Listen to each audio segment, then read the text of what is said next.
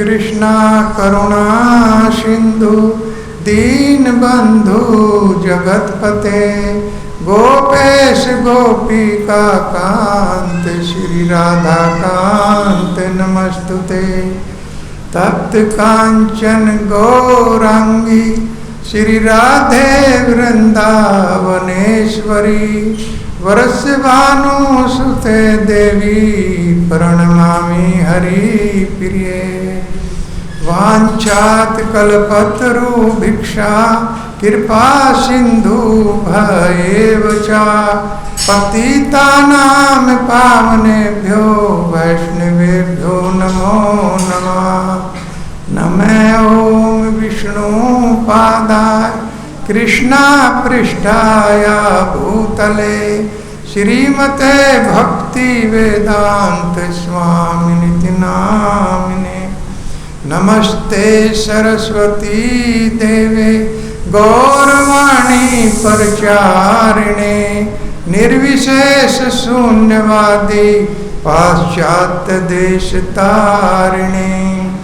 जय श्री कृष्णा चैतन्य प्रभु नित्यानंदा श्री अद्वैत गदाधर श्रीवासादि गौर भक्त वृंदा। हरे कृष्णा कृष्णा कृष्णा हरे हरे हरे राम राम राम हरे हरे। हरे कृष्णा कृष्णा कृष्णा कृष्णा हरे हरे हरे राम राम राम हरे हरे। हरे कृष्णा कृष्णा कृष्णा कृष्णा हरे हरे हरे राम राम राम हरे हरे। ओम नमो भगवते वासुदेवाय। ओम नमो भगवते वासुदेवाय। ओम नमो भगवते वासुदेवाय। ओम नमो भगवते वासुदेवाय। ओम नमो भगवते वासुदेवाय। ओम नमो भगवते वासुदेवाय। श्रीमद्भागवतम स्कंद 10 अध्याय 9 श्लोक नंबर 4। तामनस अस्तन्य कामा ऐसाध्या मथनंती जननीम हरि गर्हित्वा दधि मंथानम निषेधत प्रीति मावहाम। तो आज सप्ताह का तीसरा सत्र और कल के सत्र में आप लोगों ने श्रवण किया था कि माता यशोदा दधि मंथन कर रही है स्वयं अपने लला के लिए, और ये भाव था कि इधर उधर चोरी करता है तो ठीक से दूध इसको शुद्धता के साथ नहीं दिया जाता।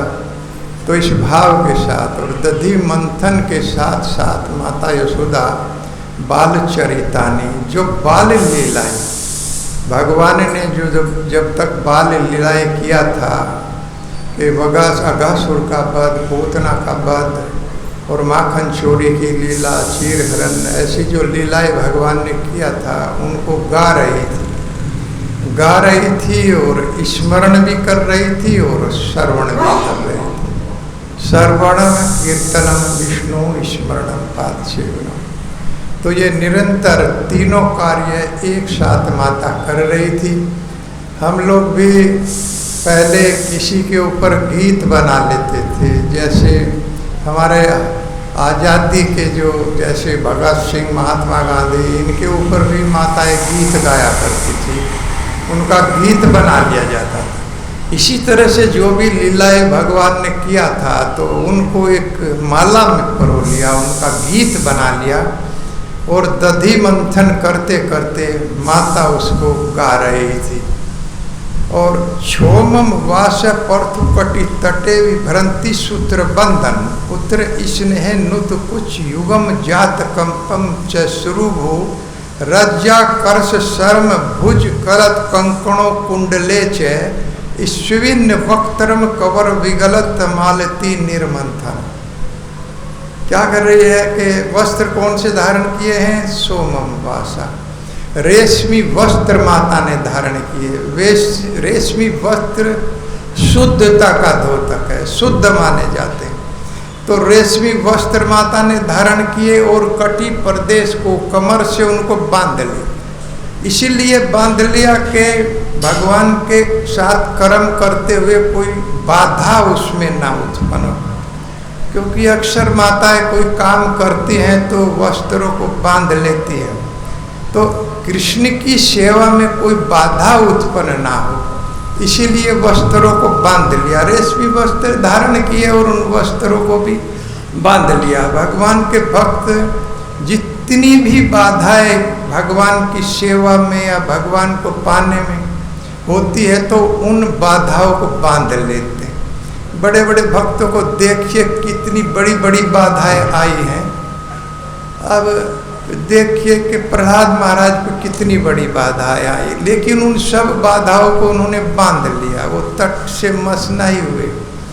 प्रहलाद महाराज के साथ ध्रुव महाराज पर कितनी बड़ी बाधाएं आई। कोई किसी भी भक्त को आप देखिए, कुंती महारानी को देखिए, किस तरह से कितनी बाधाएं आई, लेकिन भगवान का भक्त इन बाधाओं से घबराता नहीं है, इन बाधाओं को बांध लेता है।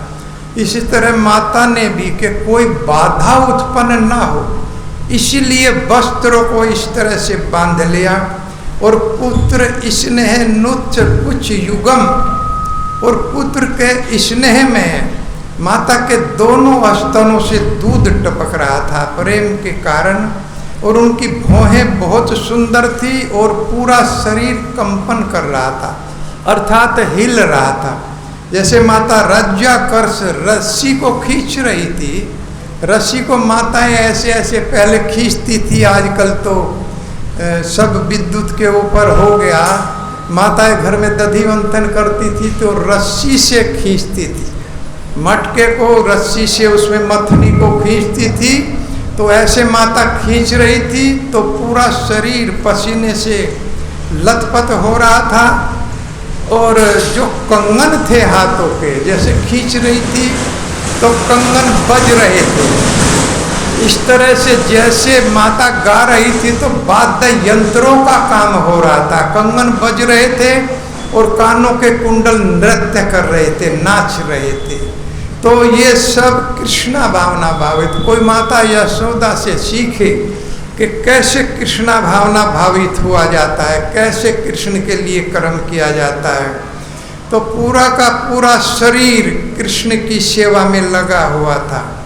जैसे मृदंग बजती है उसका काम कंगन कर रहे थे, जैसे भक्त नाचते हैं तो कानों के कुंडल गदगद हो रहे थे और नृत्य कर रहे थे, और माता निरंतर भगवान की लीलाओं को गाती जा रही थी। और जब ऐसा देखा तो मालती के जो फूल जोड़े में लगे हुए थे, तो वो फूल, क्योंकि चिन्मय जगत की बात है, सब चीज चिन्मय है, तो वहां से वो फूल नीचे गिरने लगे। किसी ने पूछा भैया क्यों गिर रहे हो, तो कहने लगे कि ऐसी माता जिसका पूरा शरीर भगवान की सेवा में लगा हुआ है, उसके सिर पर रहने का हमें कोई अधिकार नहीं है, हम इनके चरणों में स्थान ग्रहण करेंगे। और नीचे आ गए, नीचे गिर पड़े। तो इस तरह से देखिए कि कैसे भगवान की सेवा किया जाता है, किस तरह से। और हम सब माया के बंधन, हमें माया बांध रही है। माता यशोदा ने सब जो भी बाधा उसमें थी उन सब बाधाओं को बांध दिया, और हम लोगों को माया बांध लेती है, उसके बंधन में हम बंधे हुए हैं। माया बसे जीव अभिमानी, माया बसे जीव अभिमानी, ईश बसे माया गुण खानी, ईश बसे माया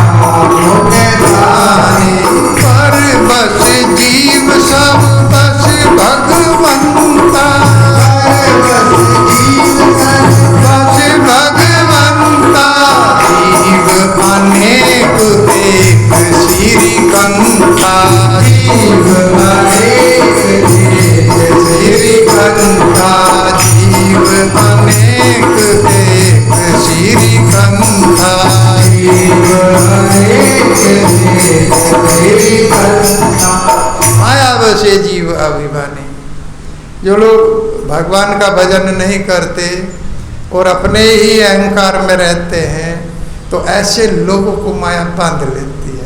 ईश बसे माया गुणखानी, जबकि वो माया इसके बस में रहती है। जीव माया के बस में रहता है और माया भगवान के बस में रहती है। परतंत्र जीव सब परतंत्र, परबस जीव स्वतंत्र, सब बस भगवान। भगवान अपने बस में रहते हैं, जीव दूसरे के बस में रहता है, माया के बस में। और भगवान अपने ही बस में रहते हैं, उन्हें कोई बांध नहीं सकता। लेकिन भक्त के द्वारा भगवान बंध जाते हैं। आगे देखिए किस प्रकार से माता यशोदा भगवान को बांध लेगी। तो इस तरह से भगवान बंध जाते हैं।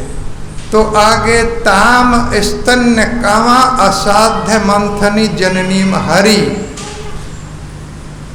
स्तन्य काम, उधर माता गा रही थी, दूध मंथन कर रही थी, उधर भगवान जग गए, जो सो रहे थे। अक्सर माता भोर में दधि मंथन करती हैं, बच्चे सोते रहते हैं, उसी तरह से भगवान सो रहे थे। लेकिन जब मथनी की आवाज़ सुनी तो उठ करके माता के पास आ गए। और ताम स्तन्य कामम असाध्य मथनंती जननीम हरि गिरहत्वा। और माता जो मंथन कर रही थी, श्री हरि ने उस मथनी को आकर के पकड़ ली, मथनी को रोक दिया। और किस लिए क्यों रोक दिया? स्तन्य काम, स्तन पीने की इच्छा हुई, माँ का दूध पीने की इच्छा हुई। वो भगवान जो पूर्ण है और जिनमें कोई भी कामना नहीं है, सारी कामनाओं से पूर्ण है, लेकिन भक्त के लिए अपूर्ण बन जाते हैं। उस भगवान को देखिए जो पूर्ण है, जिनके पास बल पूर्ण है, ज्ञान पूर्ण है, त्याग पूर्ण है, सुंदरता में भगवान पूर्ण है, अर्थात काम में भी वो पूर्ण है। उनकी इच्छाएं पूर्ण हैं, कोई इच्छा भगवान की ऐसी नहीं है जो पूर्ण ना हो। इसीलिए उन्हें कोई इच्छा करने की आवश्यकता नहीं है। लेकिन भगवान भक्त के लिए अपूर्ण बन गए। स्तनपान करने की इच्छा हुई, माँ का दूध पीने की इच्छा हुई, तो गृहत्वा दधि मंथन, उस मथनी को रोक दिया। रोक निषेध प्रीतिम महान, प्रेम देने के लिए। भगवान केवल प्रेम देने के लिए भगवान ऐसा कर रहे हैं, माता को प्रेम देने के लिए। और इस तरह भगवान माता की गोद में चढ़ गए, उसको रोक दिया और रोक करके गोद में चढ़ गए। और गोद में चढ़ के प्रेम पूर्वक प्रेम देने के लिए, उस समय की स्थिति माताएं जानती है, जब बच्चा गोद में स्तनपान करता है, छाती से चिपका रहता है, माताएं उसको मुख को निहारती रहती है, उसके सर पर हाथ फेरती रहती हैं। उस समय जो सुख मिलता है माताओं को, वो एक तरह से अद्वितीय सुख है, बहुत बड़ा सुख है। तो यही हुआ माता के साथ में। जो माता भगवान के लिए प्रेम देना चाहती थी, उस माता को अपना प्रेम देने के लिए भगवान प्रकट हो और अपूर्ण काम बन गए। किस किस को भगवान ने प्रेम दिया? माता की गोद में चढ़ गए, माता की गोद में प्रेम देने के लिए चढ़ गए। जैसे अर्जुन के रथ पर चढ़ गए, अर्जुन को प्रेम देने के लिए उनके रथ पर चढ़ गए। केवट को प्रेम देने के लिए नाव पर चढ़ गए, अर्थात अपने भक्तों को प्रेम देने के।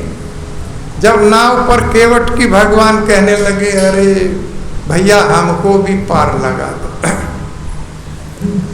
वो भगवान जिसका एक बार नाम लेने से जीव इस जगत से पार हो, वो भगवान केवट से कह रहे हैं कि हे केवट हमको भी पार लगा दो। जासु नाम सुमिरत एक बारा, जासु नाम सुमिरत एक बारा, उतरहि नर भव सिंधु अपारा, उतरहि नर भव सिंधु अपारा, सोई कृपालु केवट ही निहोरा,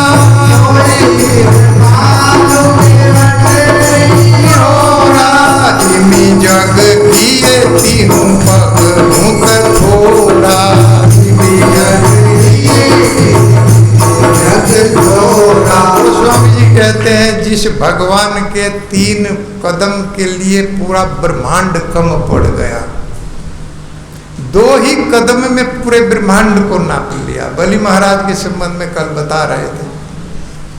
वो भगवान गंगा जी के तट पर केवट को निहोर रहे हैं, केवट को पुकार रहे हैं, और जिसका नाम एक बार उच्चारण करने से भव सागर से पार लगा देता है, वो भगवान केवट को पुकार रहे हैं।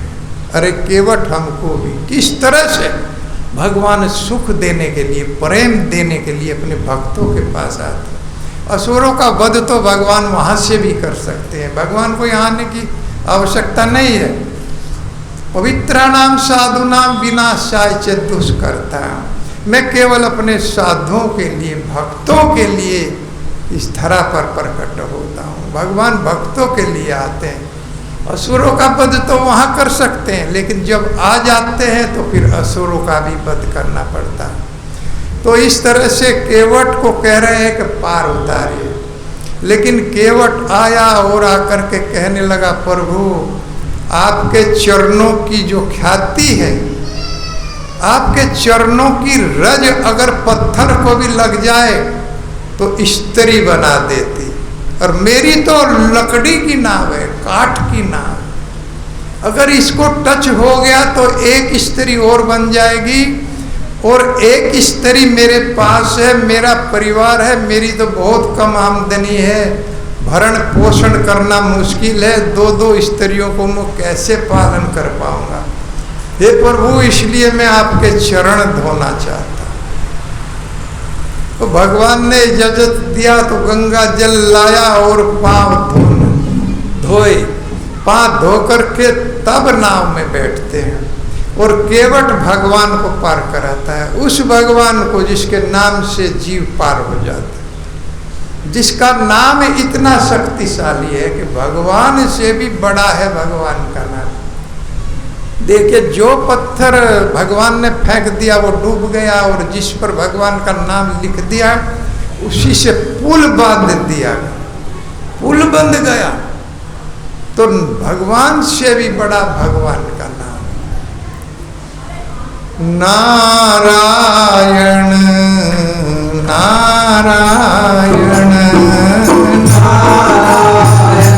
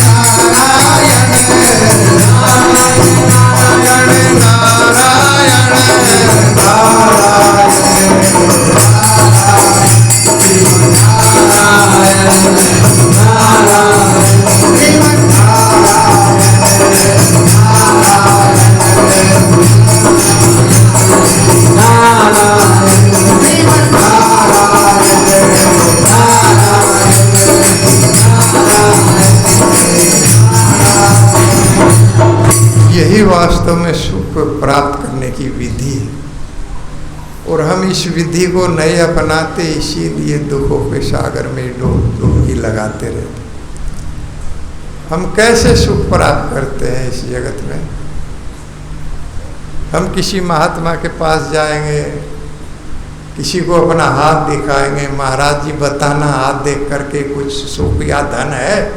सबसे ज़्यादा लालसा रहती है धन की। धन से भी सुख नहीं हुआ प्राप्त होता है, धन से भी दुख प्राप्त होता है। बहुत अधिक धन हो जाता है तो दुख का द्योतक बन जाता है। इसलिए भगवान कहते हैं मैं अपने भक्तों को अधिक धन नहीं देता, सावधान रहना चाहिए। यस्या अहम अनुग्रहणामि हरिष्य तद धनम सने। अगर मुझे लगता है कि मेरा भक्त को धन हानि करेगा तो वो धन भी मैं नहीं देता हूँ। भौतिक धन, आध्यात्मिक धन प्रदान कर देता हूँ। कुंती महारानी कहती हैं, हे प्रभु आपके नाम से कोई बड़ा धन है, आप अकिंचनों के धन हैं। अकिंचन जो आपके भक्त हैं, जो केवल आपकी ही भक्ति शरण में रहते हैं, आप उनके लिए सबसे बड़ा धन है। तो सबसे बड़ा धन भगवान। लेकिन हम लोग इस विधि को नहीं जानते हैं कि कैसे सुख रहा जाए। इसीलिए ऐसे ऐसे महात्माओं के जो फ्रॉड हैं उनके चक्कर में हम आ जाते हैं। एक बार एक ब्राह्मण थे, वो बहुत दुखी रहते थे, घर में झगड़ा होता था पत्नी के साथ। तो उन्होंने पूछा, भैया कैसे? हमारे घर में तो झगड़ा रहता है, बहुत परेशान है, बच्चे बात नहीं मान रहे हैं, पत्नी के साथ झगड़ा रहता है। तो एक महात्मा बता दिया उनको कि वो वहाँ चले जाइए, वो सुख का उपाय बता दें। अब वो गए उनके पास महात्मा के, और जा करके उनको सब बात बताई कि महाराज हम बहुत घर में झंझट है, गृहस्थ जीवन दूभर हो गया है, पत्नी के साथ झगड़ा, बच्चे बात नहीं मानते। तो महाराज ने उपाय बताया कि इतवार के दिन 7 मछलियों को जीवन दान दे दो। बहुत आसान है। तो ठीक है महाराज। वो इतवार के दिन वो मछली मार्केट में गया और 7 मछलियों को उसने खरीदने के लिए कहा, भैया 7 मछलियों के दाम बताओ दुकानदार से। दुकानदार कहने लगा, जी हमारे यहाँ तो दर्जन का रेट है, 7 नहीं मिलती है, या तो आधा दर्जन लो या फिर पूरी दर्जन, दर्जन के हिसाब से मिलता है। तो उसने कहा कि दर्जन, आधा दर्जन तो थोड़ी पड़ जाएंगी, 7 बताया है लेकिन ये 6 होगी। तो उसने कहा पूरा 1 दर्जन ही आप दे दो। तो 1 दर्जन मछली लेकर के घर आया और पंडातानी को कहा, अब हम सुख से हो जाएंगे, जल्दी से इसमें से 7 मछली निकाल कर मुझे दे दो, मैं उनको पानी में छोड़ाऊंगा, उनको जीवन मिल जाएगा। महाराज जी ने हमको ये उपाय बताया। तो उसने जल्दी से 7 मछली निकाल करके पंडित जी को दिया कि पंडित जी इनको, पंडित जी जाने लगे लेकर के।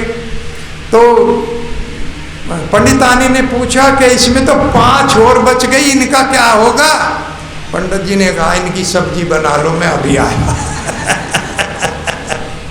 ये 5 जो बच गई है इनकी सब्जी बना लो और मैं अभी इनको जीवन दान दे करके आ रहा हूँ। तो क्या इस तरह से सुख मिलेगा? एक तरफ तो जीवन दान हम लोग दे रहे हैं, दूसरी तरफ इतना बड़ा पाप हम लोग कर रहे हैं।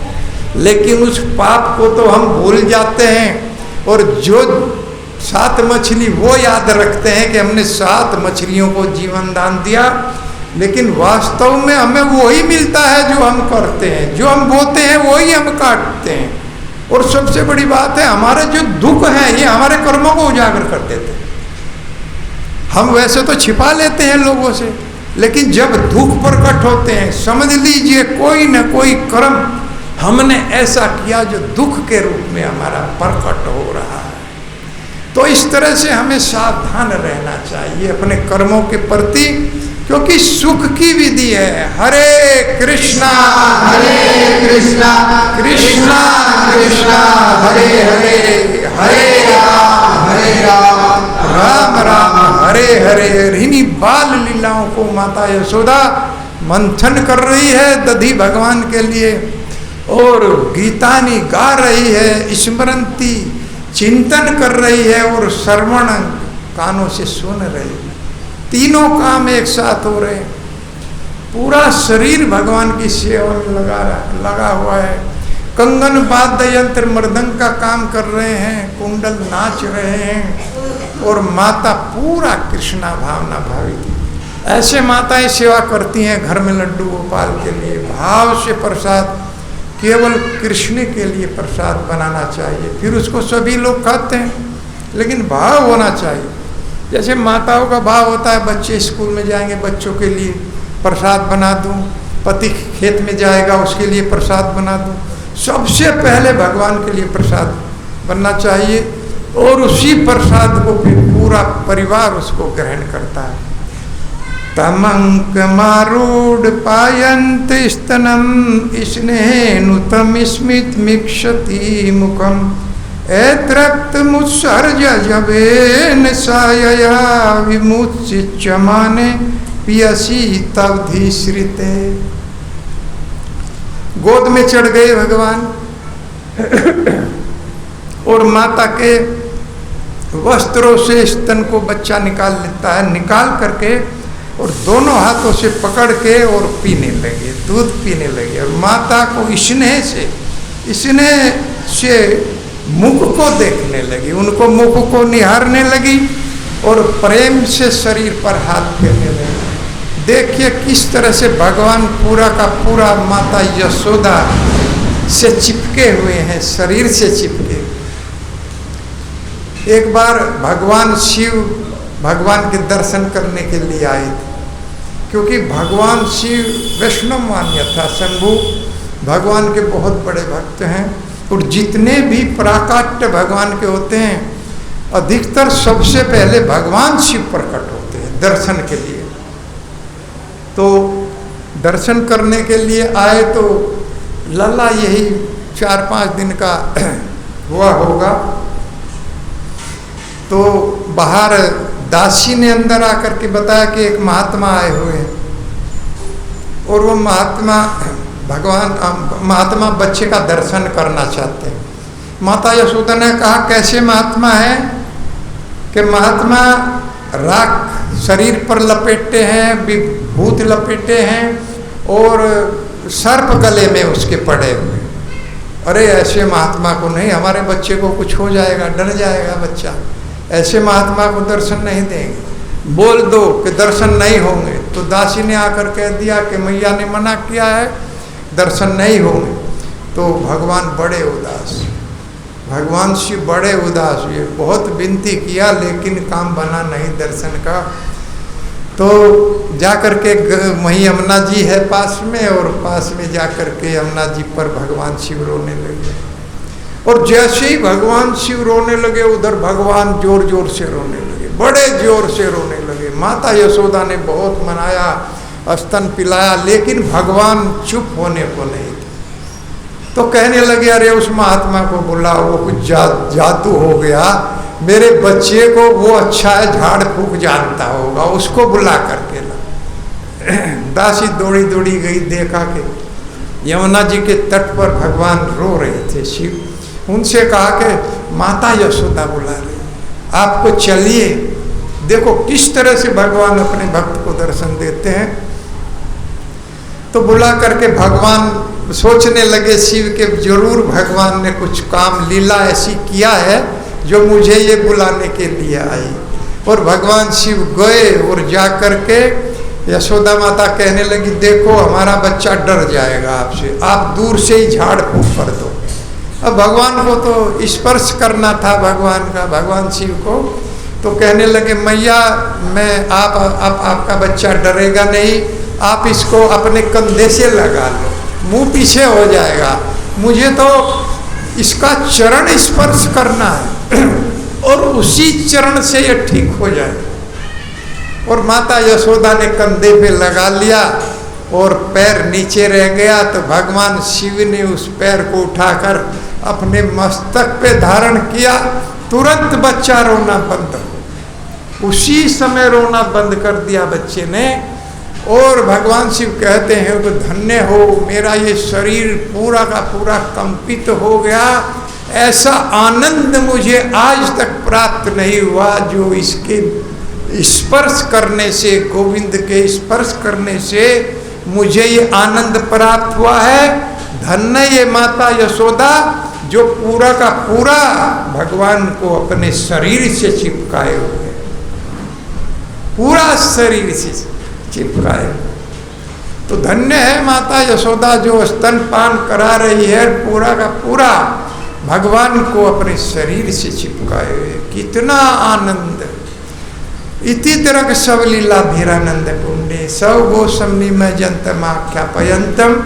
भगवान घोषणा करते हैं कि मैं अपने भक्तों को आनंद के समुद्र में डुबोता रहता हूँ, आनंद प्रदान करता हूँ। ये घोषणा वो स्वयं करते हैं। तो इस तरह माता का स्तनपान हो रहा था, तो सामने एक अंगीठी के ऊपर माता ने दूध गर्म करने के लिए रखा था। वो क्योंकि दिन में दूध की आवश्यकता पड़ेगी, लला दूध मांगेगा तो दूध देना पड़ेगा। अंगीठी के ऊपर दूध गर्म हो रहा था और इधर माता जो है बच्चे का लाड़ कर रही थी। तो अचानक दूध में उफान आ गया। दूध में उफान क्यों आया? दूध छिनमे जगत की बात है, दूध को भी क्रोध आ। अरे जब माता ही इसको छिका देगी फिर मैं किस काम आऊँगा? मेरा क्या लाभ है? मुझे फिर भगवान थोड़ा ही पिएंगे, मेरा तो जीवन व्यर्थ हो। और गुस्सा आकर के उसमें जो मैं अब अग्नि में जलकर भस्म हो जाऊंगा, मैं अपने को अग्नि में भस्म कर लूंगा। और दूध में उफान आया। इधर माता ने देखा, अरे बच्चे के लिए जो दूध रखा था वो निकल रहा है, नष्ट हो रहा है, क्योंकि वो साधारण दूध नहीं था, पद्मा गंधा नाम की गाय का दूध था, जिसको जड़ी बूटी से मिश्रित घास खिलाई जाती थी। 100 गाय को घास खिलाई जाती थी, उसके बाद 10 को खिलाई जाती थी, 10 गायों का वो दूध पिलाया जाता था। 100 का दूध 10 को, 10 का दूध फिर 1 गाय को, पद्मागंधा नाम था। और उसका दूध भगवान के लिए रखा था। तो वो जैसे ही उबल गया तो माता ने एक ही झटके से भगवान को अलग कर दिया, अलग बैठा करके और दौड़ करके क्या किया, उस दूध को उतार लिया। पानी नहीं लगाया, जैसे ही भगवान को अलग किया दूध अपने आप शांत हो गया। अरे हाँ, अब मेरा जीवन सफल होगा, अब भगवान मुझे भी पिएंगे। माता ने भगवान को अलग कर दिया और दौड़ करके उस दूध को बचा लिया। इधर भगवान ने देखा, अरे मुझसे कीमती कौन सी वस्तु है? अरे 9 लाख गाय हैं और जरा से दूध के लिए मुझे पटक दिया। मैं अखिल ब्रह्मांड नायक सब छोड़ करके गोलोक धाम को, यहाँ यशोदा को प्रेम देने के लिए आया हूँ और मुझको पटक दिया। तो भगवान क्रोध हो गया। मैंने यहाँ बताया कि स्तन काम अर्थात समस्त कामनाओं से पूर्ण है, और भगवान जो है क्रोध भक्तों के लिए क्रोध में भी अपूर्ण है। भगवान कभी क्रोध नहीं करते, भगवान को क्रोध आता ही नहीं, टच भी नहीं कर सकता। लेकिन भक्तों के लिए भगवान क्रोध कर लेते। क्रोध कर लिया, जैसे प्रहलाद महाराज के लिए भगवान ने क्रोध किया, कितना विभत्स रूप प्रकट किया नरसिंह भगवान ने। और नरसिंह भगवान ने अपने नाखूनों से हिरण्यकशिपु को जो शिला के समान था फाड़ करके फेंक और उनकी आंतों को गले में डाल लिया, खून को अपने ऊपर छिड़क लिया, इस तरह से अपने ऊपर लगाया और चिंगाड़ रहे थे। तो इस तरह से उसका वध किया। तो सारे देवता लाइन में खड़े होकर देख रहे, सारे देवता देख रहे, लेकिन किसी की भी ऐसी हिम्मत नहीं थी जो जा करके श्री भगवान को शांत करे। ब्रह्मा जी कह रहे थे, भगवान शिव से भी कहा कि आप जाइए, आप तो वैष्णव है, शांत कीजिए। भगवान ने दूर से ही प्रार्थना कर लिया। भगवान शिव ने, हे प्रभु, ये क्रोध का काम आपने हमको दिया, आपका ये काम नहीं है, आप क्रोध करते ही नहीं, इसलिए ये क्रोध का काम तो हमारा, आप शांत हो जाइए। लेकिन भगवान शांत नहीं। फिर लक्ष्मी जी से कहा कि आप तो उनकी अर्धांगिनी है, जाइए और उनको शांत करिए, आपकी बात मान लेंगे।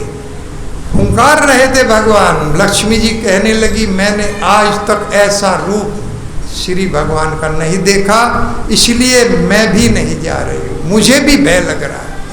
खुद भयभीत हो गई माता लक्ष्मी, जो हर समय उनके चरणों में सेवा करती रहती है। उन्होंने भी मना कर दिया। आखिर में प्रहलाद महाराज से कहा,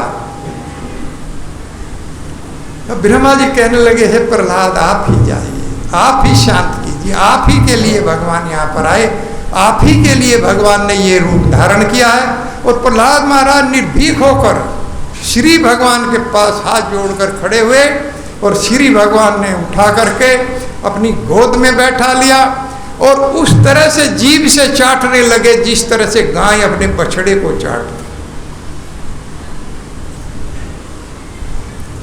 ये है भगवान का प्रेम अपने भक्तों के प्रति। तो क्रोध भी करते हैं भगवान, क्योंकि पूर्ण है लेकिन अपूर्ण क्रोध धारण करते हैं, झूठ मूठ का क्रोध धारण करते हैं भक्तों के लिए। तो इस तरह से प्रहलाद ऐसा क्रोध किया। तो यहाँ पर भी भगवान ने क्रोध किया कि माता ने मुझको त्याग करके, छोड़ करके और दूध के लिए दौड़ी। तो एक कि ये निश्चित रूप से इनको सजा दिया जाएगा। तो एक जो है पत्थर, जो पहले घर में रखते थे, सिलबट्टा जिसको हम लोग कहते थे, मिर्च मसाला पीसने का, वो भगवान के हाथ में तो उसको उठाया और मटकी की पैंदी के नीचे छेद किया। ऐसे नहीं ऊपर मार दिया, हो नीचे मारा, जबकि सारा का सारा दही बह गया, सारा दही बिखर गया, अर्थात कुछ भी नहीं छोड़ूंगा। और उधर माता आई तो भगवान इतने मतलब दौड़ करके कि अब माता आएगी, माता गुस्सा करेगी, तो दौड़ करके भगवान उस दधी में को ही निकल के और ओखल पे जा करके बैठ गए। एक ओखल सामने था, उसके ऊपर जा करके बैठ गए।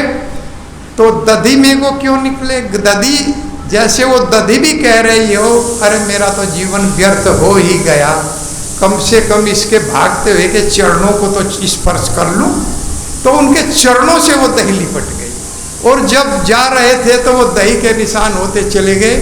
माता आई, माता ने देखा, अरे ये तो मटका फोड़ दिया है, और समझ गई कि ये निश्चित रूप से उसी की, मेरे पुत्र की ही करतूत है।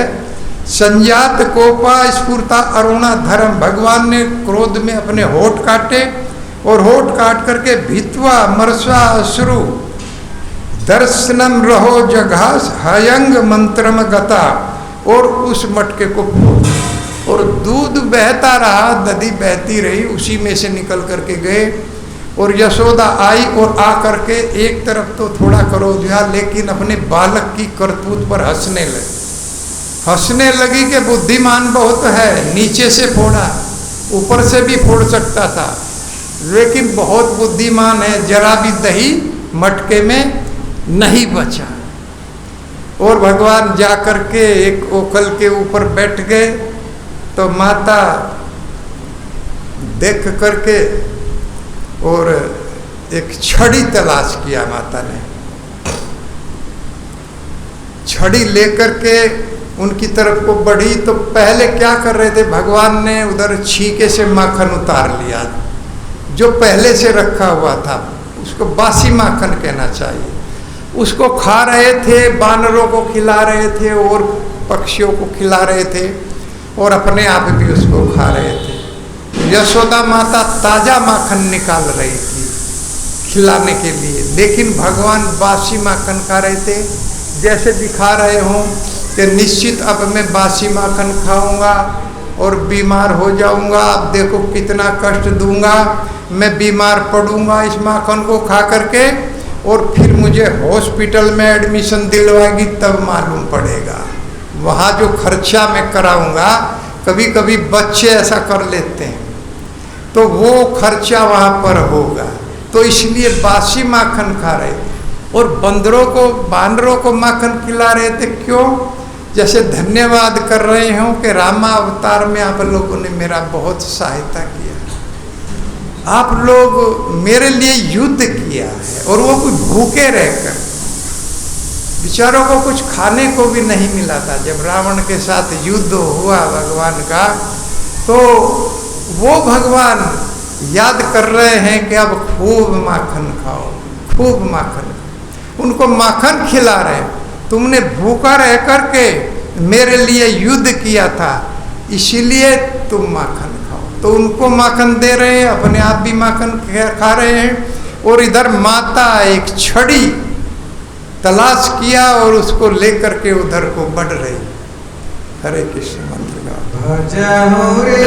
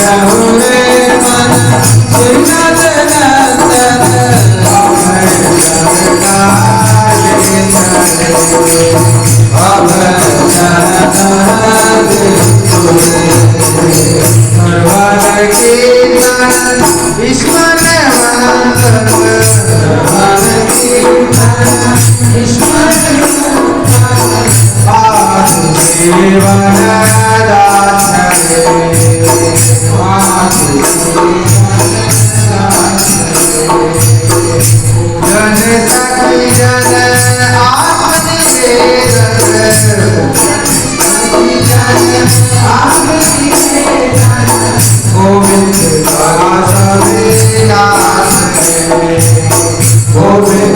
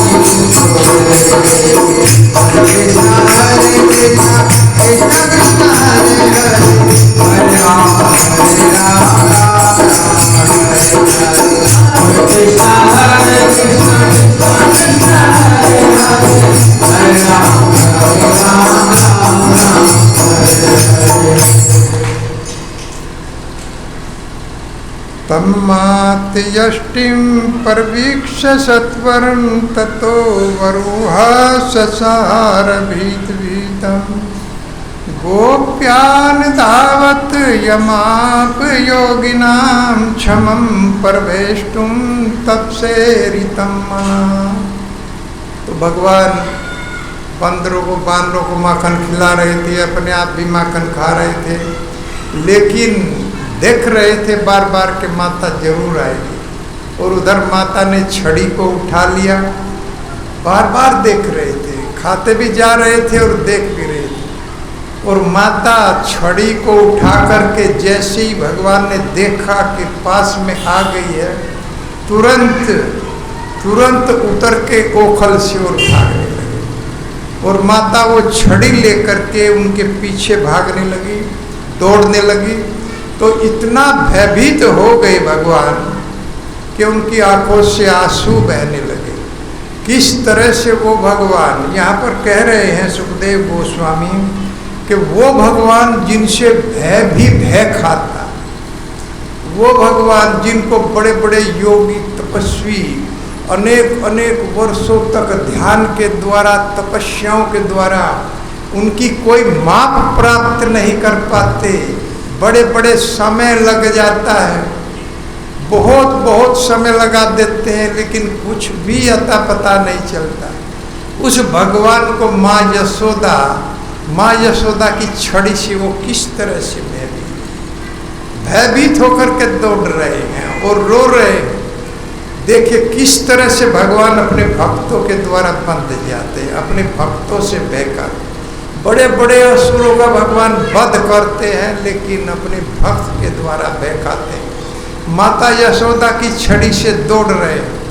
तो किस तरह की माप है, हम लोग कैसे मापते हैं, किस तरह से ये लोग मापते हैं। आराधितो यदि हरिश तपसा ततः किम, न आराधितो यदि हरिश तपसा ततः किम, अंतर बहिर यदि हरिश तपसा ततः किम, न अंतर बहिर यदि हरिश तपसा ततः।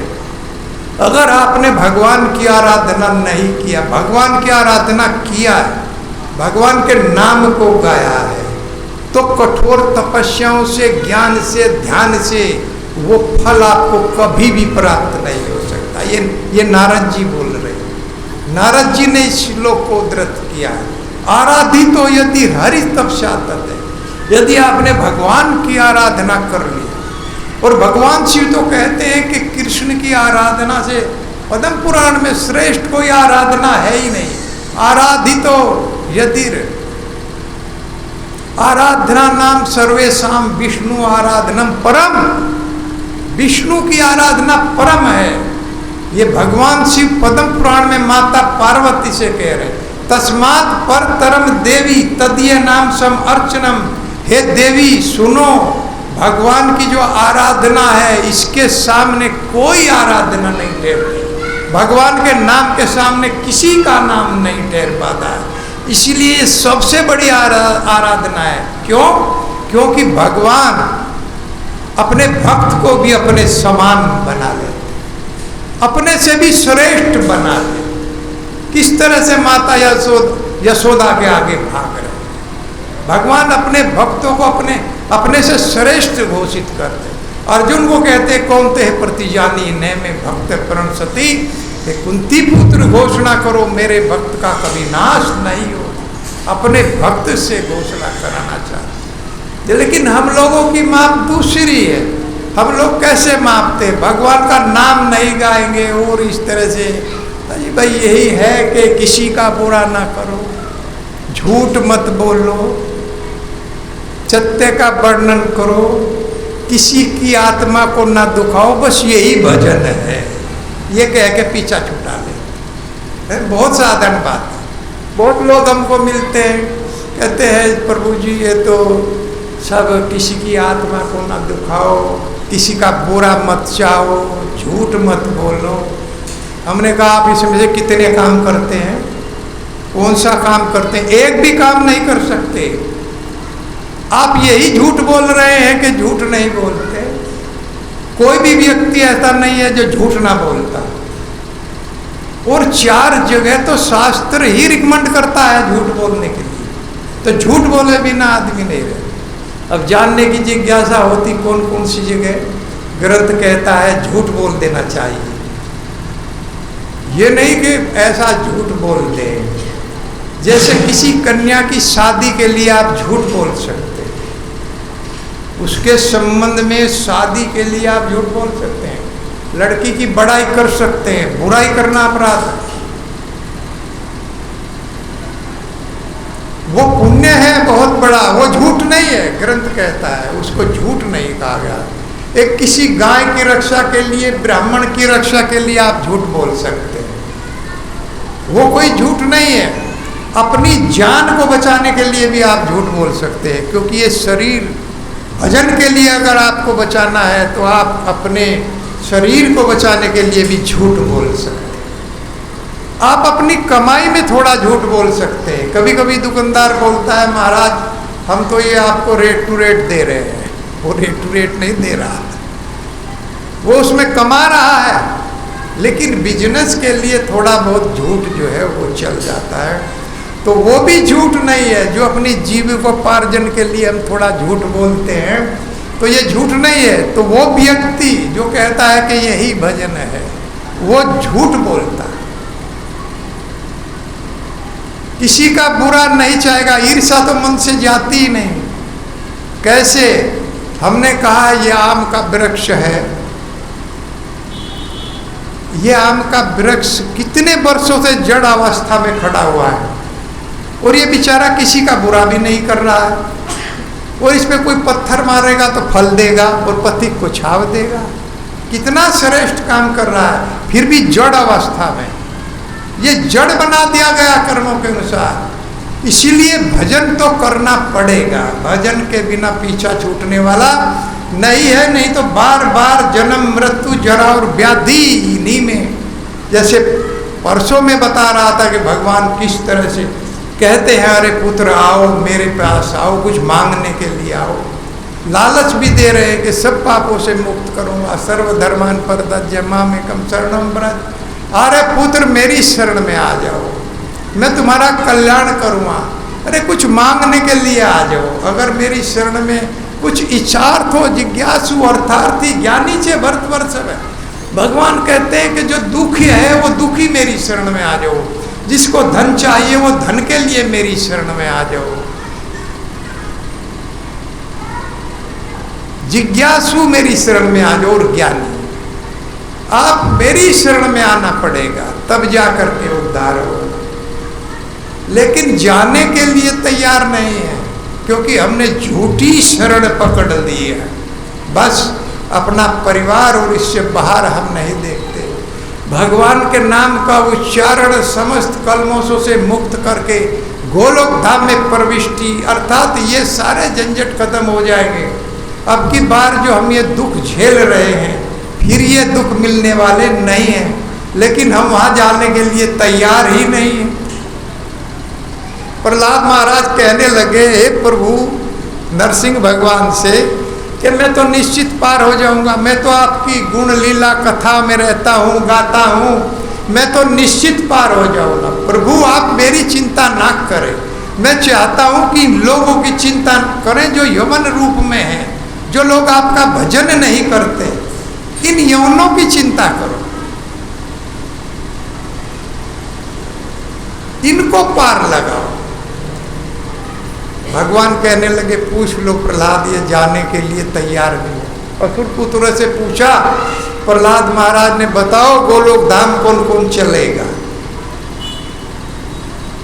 कहने लगे कितने दिन का टूर है, कितने दिन में वापस आ जाएंगे गोलोक धाम से। उन्होंने सोचा जैसे हम लोग पिकनिक पे जाते हैं और 2-4-10 दिन में फिर वापस आ जाते, कि कितने दिन में वापस आ जाएंगे। प्रहलाद महाराज कहने लगे वहां से वापस आना नहीं है। यद गत्वा न निवर्तन्ते तद धाम परमम। मेरा एक धाम ऐसा है जहां जाकर के जीव वापस नहीं आता है, वही आनंद में रहता है। तो सबने मना कर दिया कि हम जाने वाले नहीं हैं, हम भी यही करते हैं, यही सड़ जाएंगे, इसी में चाहते हैं, हमको सुख मिल रहा है। मैंने बताया था कैसा सुख हम लोगों को मिल रहा है। अभी अभी बताया कि ये सुख इस तरह से हम सुख प्राप्त करना चाहते हैं। एक बार एक ब्राह्मण फिर जो है सुख की तलाश में और एक महाराज के पास गया। कहने लगा, महाराज जी मुझे सुख नहीं मिल रहा है, बहुत दुख है। अब दुख यहाँ है, सबको दुख मिलता है। तो जा करके कहने लगा, महाराज जी ने कहा कि तुम किसी सुखी व्यक्ति का जूता ले आओ मेरे पास, फिर मैं तुम्हें सुखी बना दूंगा। अब उसने कहा, ये तो बहुत आसान है। हमारे गांव का एक बहुत बड़ा सेठ जी है, हर वक्त चारपाई पे लेटा रहता है, नौकर चाकर उसके पैर दबाते हैं, चलने के लिए गाड़ी खड़ी है, उससे सुखी मुझे कोई लगता ही नहीं। अब लाया महाराज जी, दौड़ करके गया और सेठ जी से कहने लगे, सेठ जी की जूती निकाल ली पैर से। सेठ जी कहने लगे, क्या कर रहा है? जूता निकालना कि महाराज बस थोड़ी देर के लिए चाहिए, महाराज जी ने मंगाया है। कि क्या करें महाराज? कि महाराज जी ने कहा है सुखी व्यक्ति का जूता ले आओ, मैं तुम्हें सुखी बना दूंगा, और मुझे आपसे सुखी कोई दिख नहीं रहा। सेठ जी कहने लगे, अरे भैया मैं तो सबसे दुखी हूँ, मेरे से दुखी कोई नहीं है। रोटी नहीं खा सकता, चुपड़ी हुई, यहाँ तक दुख है। बहुत बीमारियां हैं, चल नहीं सकता, इसलिए गाड़ी खड़ी है। कहीं भी जाता हूँ तो गाड़ी में बैठ करके जाता हूँ। शरीर में बहुत रोग हैं, चला जाता नहीं, इसलिए चारपाई पर रहता हूँ। पूरा शरीर टूट रहा है, इसलिए नौकर पैर दबाते। मेरे से दुखी कोई नहीं है। अब वो घबरा गया कि सेठ जी भी दुखी है, तो फिर कहाँ से लाऊं? फिर दोबारा गया तो डीएम साहब के पास चला गया। जिले का जो कलेक्टर था उनके पास गया और उनके जूता उठाने लगा। कहने लगे, पकड़ो इसको, कौन है? तो महाराज मुझे थोड़ी देर के लिए आपका जूता चाहिए। क्यों चाहिए? कि महाराज एक महात्मा ने कहा है जो सबसे सुखी व्यक्ति है उसका जूता ले आओ, मैं सुखी बना दूंगा। तो मुझे तो आपसे सुखी कोई लगता नहीं। आपके चारों तरफ को पुलिस रहती है, सुरक्षा में जाने के लिए गाड़ी रहती है, जो भी आदेश दे देते हैं उसका पालन होता है।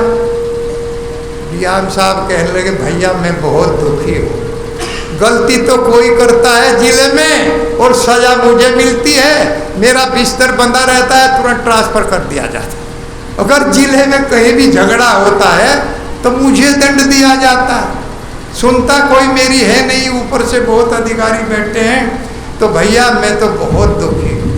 अब वहाँ भी उसको जूता नहीं मिला तो बड़ा दुखी हो गया कि जूता कहाँ से लाऊं। तो चला आ रहा था, उसने देखा एक पेड़ के नीचे एक व्यक्ति सो रहा है और बड़े बड़े लंबे खराटे ले रहा है। ना कोई नीचे गद्दा है, ना कोई चारपाई है, आनंद से सो रहा है। चद्दर ओढ़ के वो सो रहा था बारीक सी। उसने देखा, भाई ये भी मुझे सुखी लग रहा है, बहुत खराटे ले रहा है। तो उन्होंने उसको उठाया, उस व्यक्ति ने। उठना महाराज उठना। अरे क्या बात है भाई? कि मुझे आप बहुत सुखी लग रहे हैं। कि बिल्कुल सुखी हूँ, आनंद में हूँ। तो महाराज अपना जूता दे दो।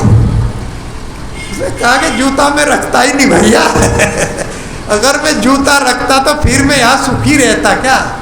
अगर जूते के फेर में मैं पड़ता, हम जो इस 99 के फेर में पड़े हुए हैं, इसीलिए हम लोग सुखी नहीं, इसीलिए हम लोगों को बड़ा दुख है। इस तरह से सुख की सबसे बड़ी विधि हरे कृष्णा कृष्णा कृष्णा हरे हरे, हरे राम राम राम।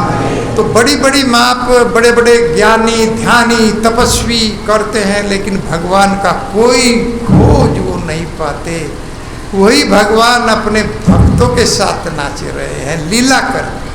गाई वो गवाई वो, नाची वो नचाई वो। जब मुझे गोपियाँ गाने के लिए कहती थी तो मैं, और वो ऐश्वर्यशाली भगवान नाचते थे गाते थे। जब गोपियाँ बोलती थी नाचो, तभी नाचते थे कि माखन मिलेगा। एक बार एक गोपी के घर में भगवान घुस गए माखन खाने के लिए। तो गोपी ने अपनी मैया से कहा, मैया तुम ऐसी जगह माखन रखती हो कि यह आसानी से उतार लेता। कि बेटा क्या करूं, जिस दिन ये माखन नहीं खाता है उस दिन गाय दूध नहीं देती, और देती है तो बहुत कम देती है, और जिस दिन ये माखन खा लेता है दुधारू बाल्टी भर के गाय दूध देती है। इसीलिए ऐसी जगह में रखते हैं कि ये माखन आसानी से खा ले। ऐसे ऐसे भाव गोपियों के थे, उत्कृष्ट भाव थे। गोपियां दर्शन के लिए हर समय भगवान के पीछे पीछे भागती थी। इत उत जग में दीवानी सी फिरत रही, कौन बदनामी जोन सर पे लई नहीं। बदनामी जोन सर पे लई नहीं। जग में दीवानी सी फिरत रही, कौन बदनामी जो सर पे लई नहीं। कौन बदनामी जो सर पे लई नहीं। त्रास गुरु लोगन की आस के अनेक सही, कब बहु भाती के ताप में तई नहीं। कब बहु भाती ताप में तई नहीं। कब बहु भाती के ताप में तई नहीं। कब भाती ताप में तई नहीं। हरिचंद गिरी वन कुंज जहाँ जहाँ सुनो, हरि कुंज बन कुंज जहाँ जहाँ सुनो, तहाँ तहाँ कब उठी धाई के गई नहीं। कहाँ कहाँ कब उठी धाई के गई नहीं। होनी अनहोनी सब किन्हीं है तुम्हारे, तू होनी अनहोनी सब किन्हीं है तुम्हारे। तू बाबू प्राण प्यारे भेंट तुमसे भई नहीं। प्राण प्यारे भेंट तुमसे भई नहीं। तू प्राण प्यारे भेंट तुमसे भई नहीं।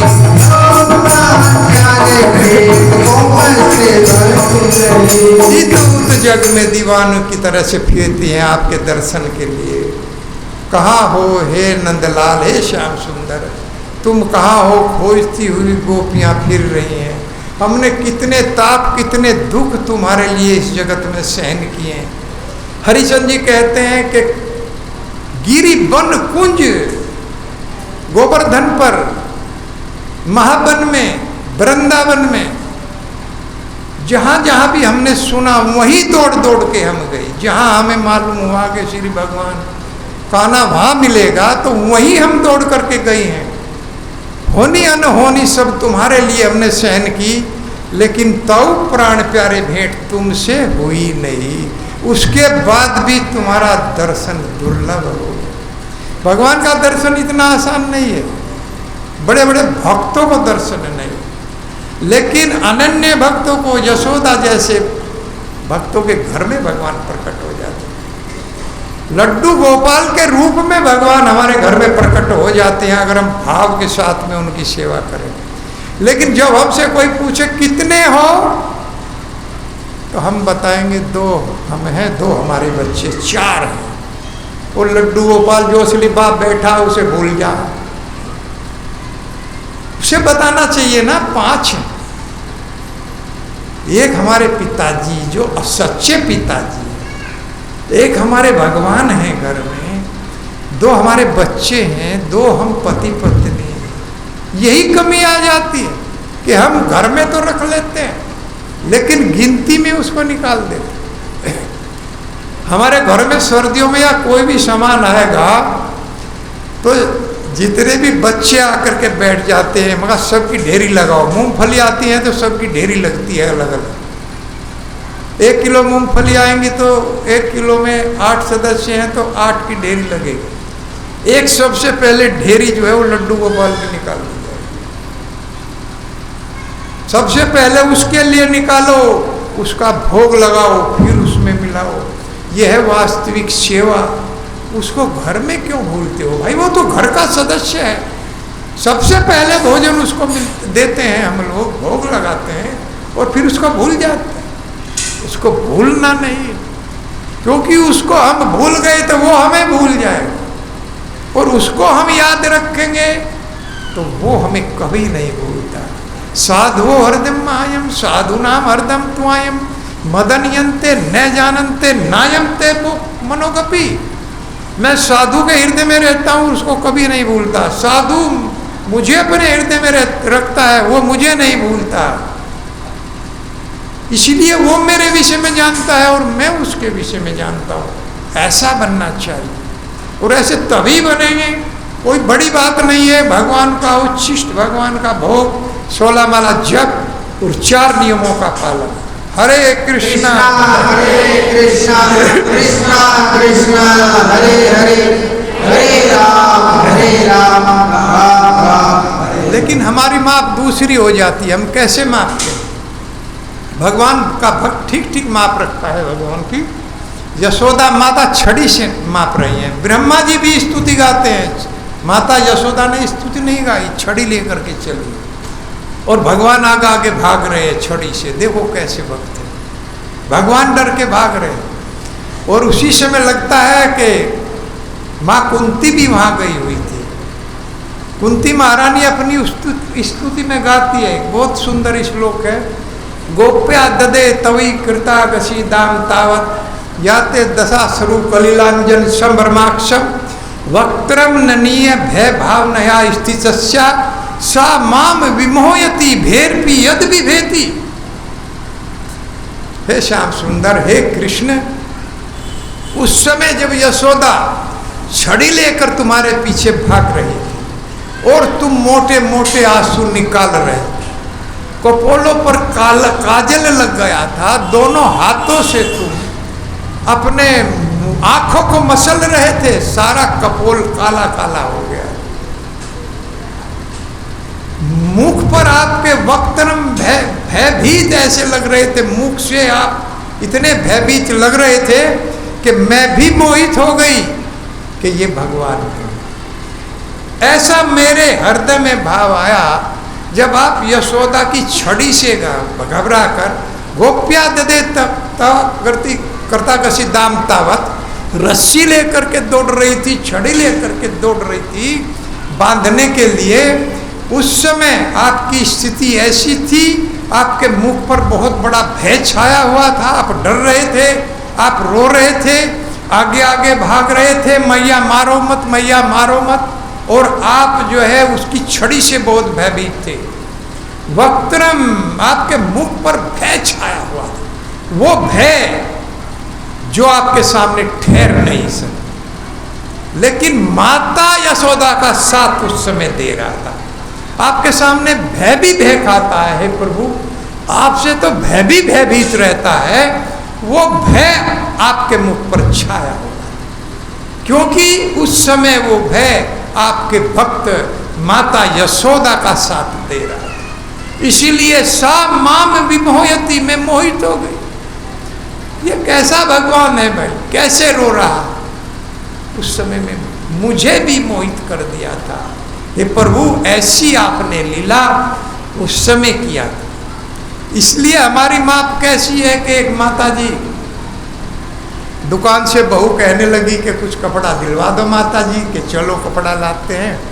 दुकान पर पहुंच गई और दुकान पर जा कर के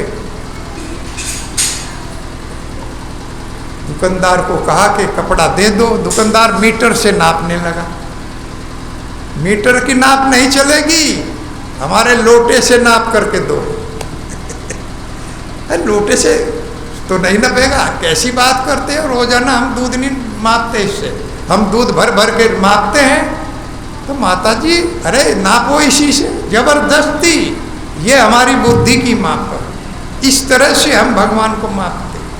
भगवान को एज इट इज वास्तविक रूप में हमें देखना चाहिए। प्रभुपाद जी ने इसलिए Bhagavad Gita as it is लिखा, उसको हम पढ़े, उससे हमें शिक्षा मिले कि वास्तव में किस तरह से भगवान को हमें मापना चाहिए। एट इज उसी रूप में।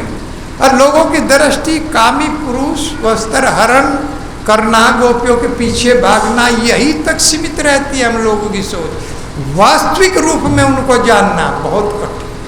भगवान को भक्त ही उनको जान सकता है। भक्तिया माँ में भी जाना था। भगवान कहते हैं केवल मैं भक्ति के द्वारा जाना जाता हूँ, भक्ति के द्वारा ही मुझे कोई जान सकता है। ज्ञान, ध्यान, तपस्या इनके द्वारा अरे नहीं जान पाए। 3 रूपों में हम भगवान को जान सकते हैं, ब्रह्मेति, परमात्मेति, भगवानिति। ब्रह्मेति अर्थात ब्रह्म ज्योति, भगवान के शरीर से निकलने वाला प्रकाश।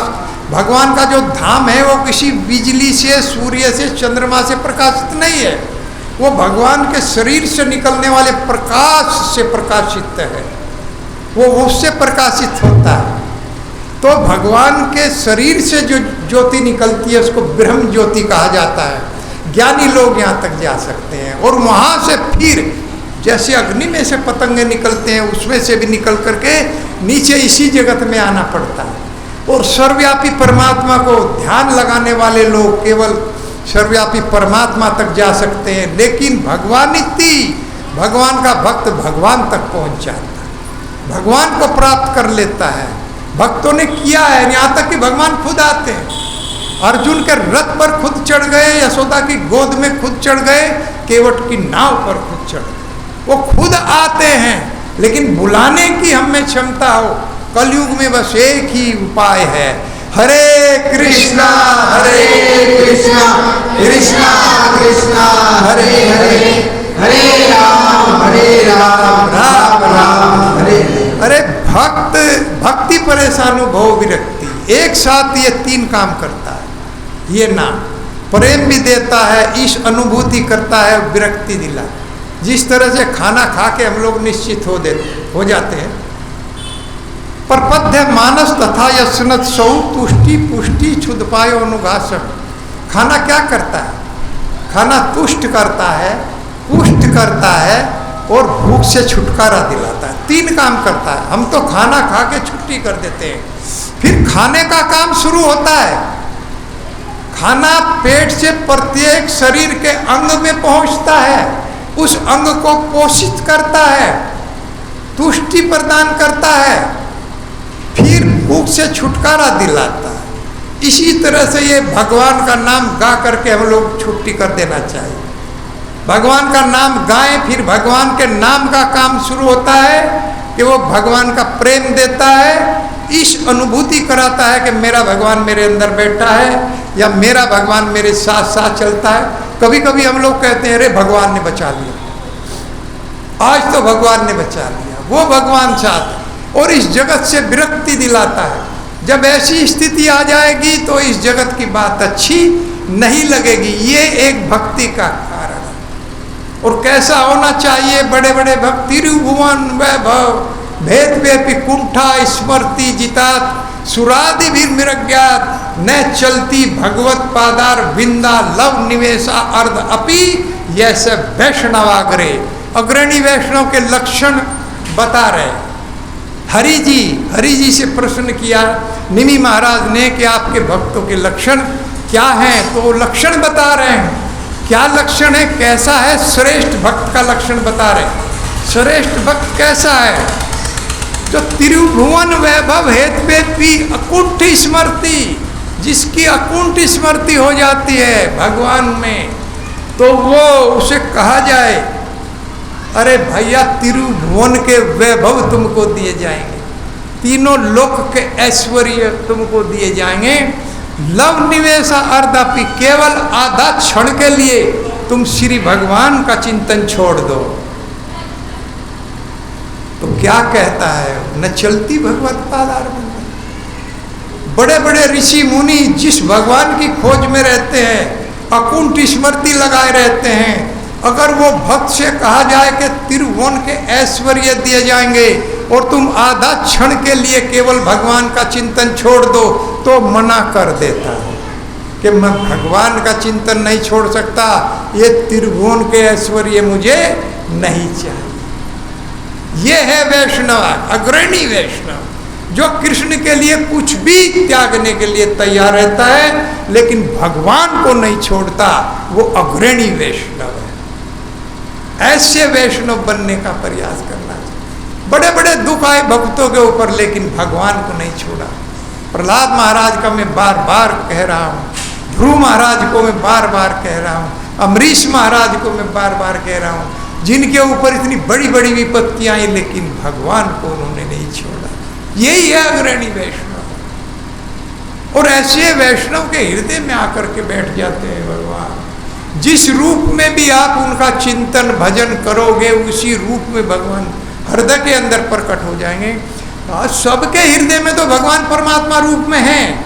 कितने भी जीव हैं इस धरा पर, सबके अंदर भगवान बैठे हुए परमात्मा रूप में, और वो वहीं से सब कुछ नोट करते रहते हैं। लेकिन जब भक्त उसके किसी रूप को लेकर उनकी भक्ति करता है, उनका भजन करता है, तो वो उसी रूप में यत् श्याम सुंदरम चिंतम गुण स्वरूपम गोविंदम आदि पुरुषम तमहम भजामि। ब्रह्मा जी कहते हैं श्याम सुंदर रूप में मेरा भगवान मेरे हृदय में बैठा हुआ है। गोपियों के हृदय में श्याम सुंदर रूप में बैठे हुए हैं, ऐसे श्री भगवान का मैं भजन करता हूँ। ध्रुव महाराज के हृदय में चतुर्भुज रूप से भगवान बैठे हुए थे, उसी रूप में भगवान प्रकट हुए। तो हनुमान जी के हृदय में सीता राम के रूप में भगवान बैठे हुए हैं, उसी रूप में उन्होंने फाड़ करके छाती दिखाया तो भगवान सीता राम हृदय के अंदर बैठे, उसी रूप में भगवान आ जाए। लेकिन हम तो कोई कोना छोड़ते ही नहीं है हृदय के अंदर के, जरा सा भी कोई ऐसा कोना छोड़ेंगे जिसमें भगवान के लिए जगह छोड़ दें। उसमें इसी जगत की सारी लालसा जिज्ञासा, अपना पुत्र, अपना पति, अपना संबंधी, अरे कोई अपना नहीं है। इनके साथ तो नाटक करो, नाटक तो ऐसा करो कि पुत्र कहे कि माता मेरी, पिता मेरा बहुत अच्छा है, सबको मिले। लेकिन करना नाटक है, वास्तविक संबंध श्री भगवान से बनाना है, जो कभी तोड़ना नहीं, जो कभी टूटे ना, ऐसा संबंध भगवान से बनाना। लेकिन हम ठीक इसका उल्टा करते हैं, इनके साथ संबंध बना लेते हैं, हृदय में कोई कोना ऐसा नहीं छोड़ते जिसमें हम भगवान को बिठा लें, इन सबको ही इसमें बसा लेते हैं, जबकि ये सबसे बड़ा दुख देने वाले होते हैं। किसी के पास सुख है ही नहीं, पुत्र के पास कहाँ सुख, पत्नी के पास कहाँ सुख, पति के पास कहाँ सुख, हाँ दुख बहुत है इनके पास। एक पति किसी से मिल करके पत्नी की हत्या करा दे, इससे बड़ा दुख क्या हो। पत्नी किसी से मिल करके पति की हत्या करा दे, इससे बड़ा दुख क्या। पुत्र भी कभी कभी जिस माता ने पाला है उसको मार देता है। अभी अभी पेपर में था एक नशेड़ी लड़का माता से पैसे मांग रहा था, बुढ़िया माता, कहाँ से पैसे दे, अरे नशे के लिए तुम लोगों को पैसे दें, और उस माता को गोली मार दी। कौन सुख देगा इस जगत में, कोई सुख देने वाला नहीं है। एक श्री भगवान है, उन्हीं से हम किनारा कर लेते हैं। हरे कृष्णा कृष्णा कृष्णा कृष्णा हरे हरे, हरे राम राम राम हरे हरे कृष्णा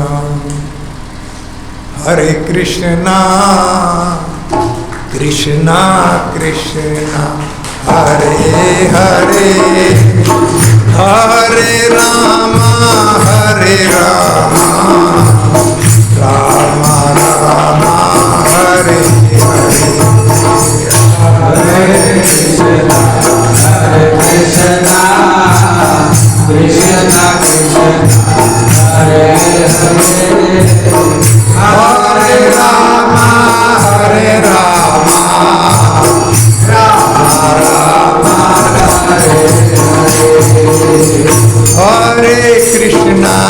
हरे कृष्णा कृष्णा कृष्णा हरे हरे, हरे राम राम राम हरे हरे। हरे कृष्णा कृष्णा कृष्णा हरे हरे, हरे राम राम राम हरे हरे। हरे कृष्णा कृष्णा कृष्णा हरे हरे, हरे राम राम राम हरे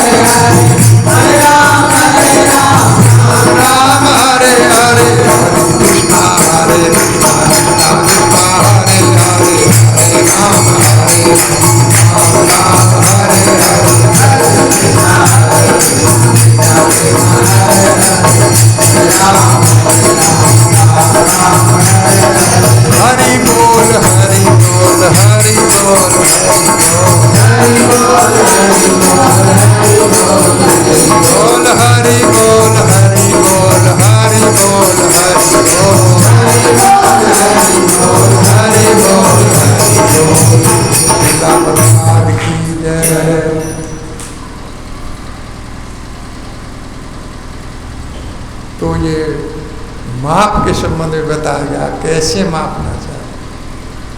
किस तरह से बड़े बड़े योगी ध्यानी जो है भगवान का भेद भी नहीं पाते हैं, लेकिन वही भगवान गोपियों के अहिर की छोरियों के सामने नृत्य करते रहे। एक गोपी और ऐसे मांगते हैं माखन जैसे कोई भिखारी मांग रहा। अरे मैया, जो बुजुर्ग गोपी थी उनको कहते अरे मैया माखन दो भैया, भूख लगी माखन दो। ऐसे माखन मांगते। और जो युवा गोपियां थी वो माखन नहीं देते, पीछे से गुलेल से मटकी फोड़ के और हाथ लगा के पी लेते थे। मटकी फोड़ देते थे नीचे से और उसी में पीछे से हाथ बना करके सब दही छाछ पी जाते। भगवान ऐसी लीलाएं करते। एक बार एक गोपी दर्शन के लिए ललायित थी, बार बार जहाँ भी भगवान को पता लगे गिरी कुंज जहाँ जहाँ दौड़ती थी कि किसी तरह से दर्शन हो जाए। तो उसे मालूम हुआ कि भगवान गौशाला में है, नंद की गौशाला, बहुत बड़ी गौशाला। तो गौशाला में गोबर के बहाने पहुंच गई। गोबर के बहाने सर पर बर्तन रख लिया और जा करके मालूम था कि श्याम सुंदर यही हैं। श्याम सुंदर का दर्शन किया, देखा तो पूछने लगे कैसे आई, क्यों आई, यहाँ क्यों आई गौशाला में। के कन्हैया हम गोबर लेने, थोड़ा गोबर की जरूरत पड़ गई। तो गोबर ऐसे थोड़ा ही मिलता है, एक पलड़ा गोबर का एक माखन का लोंदा देना पड़ेगा। और वो तो दर्शन के लिए गई थी। अब बताइए कितना चाहिए कि अब मैं ले जाऊंगी तो फिर दोबारा आऊंगी तो ठीक है, इसकी क्या पहचान होगी कि तुम कितना गोबर ले गई। कि श्याम सुंदर तुम्हारे गाल पर गोबर से एक लकीर बना दूंगी। एक पलिया गोबर ले गई तो एक लकीर, 2 पलिया गई तो 2 लकीर, 3 गई तो 3 लकीर। इस तरह मैं गोबर ले जाऊंगी। बार बार आती भगवान का दर्शन करती, ठीक है। और गोबर ले जाने लगी तो जब 3 जा लिया तो 2 लकीर भगवान ने गोबर से और ज्यादा बना लिया कि 5 लोंदा मिलेगा। और जब वो आई तो कहने लगे कितना गया, कि 3 गया कि नहीं 5 गया, देखो 5 निशान हो रहे हैं, 5 लोंदा देना पड़ेगा। अब गोपी कहने लगी कि कहा 5, 3 गया है कि नहीं 5 गया है। गोपी आगे आगे और भगवान पीछे पीछे, गोपी यही चाहती थी। तो इस तरह से भगवान गोपियों के पीछे ये माधुर्य लीला भगवान करते रहते थे गोपियों के साथ। वात्सल्य प्रेम में यशोदा माता का कोई सानी नहीं है, और माधुर्य प्रेम में राधा रानी और जो गोपियां हैं उनका कोई सानी नहीं। वात्सल्य प्रेम से भी माधुर्य प्रेम उत्कर्ष माना गया है, क्योंकि दास्य रस, साख्य रस और वात्सल्य रस और माधुर्य, ये 4 प्रकार के रस भक्त मानते हैं। होते 5 प्रकार के हैं। एक शांत रस होता है, लेकिन उसको भक्त लोग रस नहीं मानते, वो नीरस है निराकारवादियों के लिए। निराकारवादी कोई रूप नहीं है, रस नहीं है, तो कैसे उनको प्रेम होगा। कोई परमात्मा के रूप में वो भगवान को मानते हैं, तो परमात्मा का तो कोई रूप है नहीं, वो तो निराकार है। तो रूप जिसका नहीं है उससे प्रेम हो नहीं सकता। जिसको हम जानते ही नहीं, देखा नहीं, उससे कब प्रेम होगा। पता नहीं कितने लोग अनजान हमारे बराबर में से रोज निकल जाते हैं, सबके कोई हेलो हाय नहीं, हाय हेलो होती नहीं है। लेकिन जो जानने वाले हैं उससे तो तुरंत पहचान लेते हैं, हाँ भैया ठीक हो, कैसे हो। तो रूप तो देखना पड़ेगा ना। तो वात्सल्य और माधुर्य में सब कुछ समाया हुआ है। ये चारों रस माधुर्य में उत्कृष्ट है माधुर्य। भगवान ने कहा विषया विनिवर्तन तो निहारस्य देना रस वर्जम रसोप्यस्य परम दृष्टवा निवर्तते। हे अर्जुन, मेरी भक्ति के लिए विषयों का जो रस है इसको त्यागना पड़ेगा, क्योंकि ये मैं नहीं देता। मेरी भक्ति में मेरी भक्ति का रस वो लेना।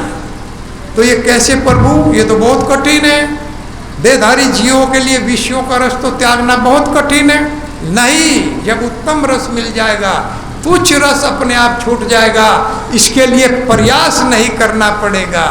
जैसे छोटी लकीर को बड़ी छोटी करने के लिए इसके ऊपर बड़ी लकीर खींच दी जाएगी तो छोटी हो जाएगी। जिस प्रकार से एक बच्ची अपनी माता के साथ बचपन में चलती है, उसी के पीछे पीछे चलती है, उसी के साथ सोती है, उसी के साथ खाती है, उसी के साथ रहती है, लेकिन जब वो 18-20 वर्ष की हो जाती है, शादी हो जाती है, तो उस माता का संग फटाक से छूट जाता है, देर नहीं लगती। क्यों? क्योंकि उत्तम रस मिल गया। पति का संग माता के संग से श्रेष्ठ है, इसीलिए वो फिर उसी की हो जाती है।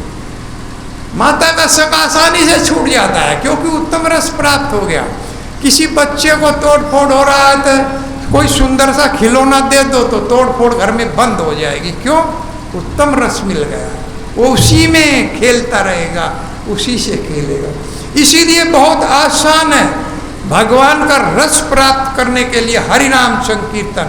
हरे कृष्णा कृष्णा कृष्णा हरे हरे, हरे राम राम राम हरे हरे, हरे कृष्णा। बहुत बहुत धन्यवाद आप लोगों का। और अब आरती होगी और प्रसाद